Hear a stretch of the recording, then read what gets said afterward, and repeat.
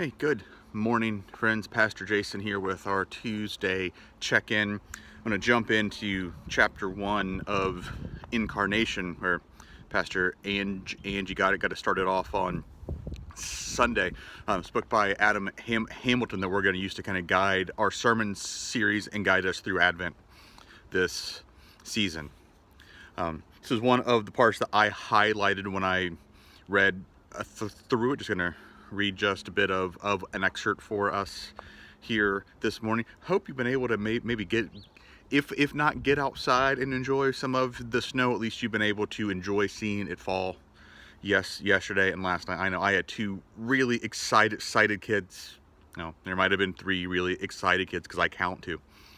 If it's going to be cold, it may as well snow. And talk about accenting the Christmas lights. I mean,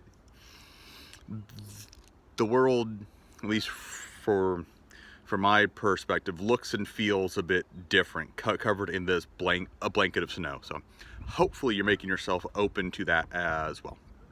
Sorry, off topic. I'm gonna get us back on track here. Comes from chapter 1 of Incarnation.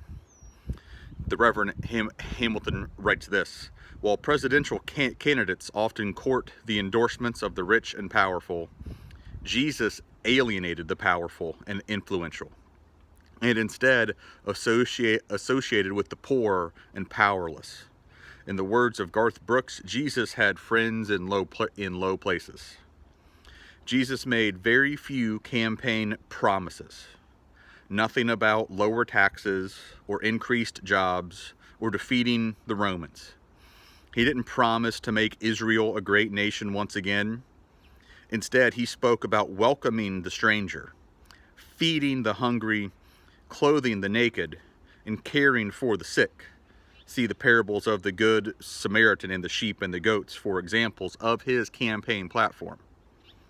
His kingdom would entail self-denial and taking up one's own cross. He urged his followers to let their lights shine by their good deeds in this way. People would be drawn into the kingdom. In his kingdom, he promised that the grieving would be comforted. Those who hungered for righteousness would be filled. The merciful would be shown mercy, and the meek would inherit the earth. Stay with me here, friends. The citizens of this kingdom would seek to do God's will. They would love God with all their hearts, souls, minds, and strength, and they would love their neighbors as they love themselves. The ethics of this kingdom would involve each citizen treating others as they wish to be treated and demonstrating selfless love. Can such a kingdom really exist on earth? There's our question today. There's our moment of pause. There's our moment of reflection. That's where I would like you to spend some time today, friends. Can that kingdom, the kingdom that Jesus describes, the kingdom that Jesus told his disciples to go around telling people was coming near, that kingdom, can that exist? If your answer's no, then I ask you to be praying for some hope and some love and for some open mind. If your answer is yes, then what do we need to go about doing? What is it that you can do today that brings that kingdom just a little bit close? And for one person, what is it that you or I or us as a church can do today to bring the kingdom of God a little bit closer to just one person in our life? That's all that we're asked to do, right? That's all that we're asked to do. That's what the incarnation is all about. God comes to earth incarnate, in the meat, in the flesh. God comes in the flesh to demonstrate how it is that we're supposed to live and act and love. How can we incarnate then God's love, God's mission in this world today, putting his kingdom on display? Can that kingdom still exist today?